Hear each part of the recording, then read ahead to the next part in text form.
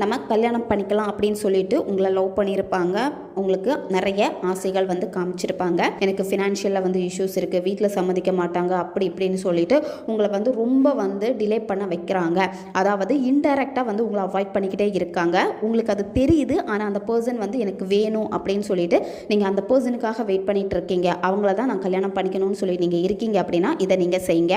இந்த மெத்தடை நீங்கள் எந்த டேயில் ஸ்டார்ட் பண்ணணும் அப்படின்னா பௌர்ணமி அன்னைக்கு தான் இந்த மெத்தடை நீங்கள் ஸ்டார்ட் பண்ணணும். பௌர்ணமி அன்னைக்கு நில ஒளியில் உட்காந்துட்டு தான் இதை நீங்கள் செய்யணும். மெத்தடை தொடர்ந்து நீங்கள் 48 நாட்கள் இதை நீங்கள் ஃபாலோ பண்ணணும். என்னென்ன பொருட்கள் தேவைப்படும் அப்படின்னா ஒரு கண்ணாடி கிளாஸ் உங்களுக்கு தேவைப்படும். கண்டிப்பாக நீங்கள் கண்ணாடி கிளாஸ் தான் இதில் நீங்கள் பயன்படுத்தணும்.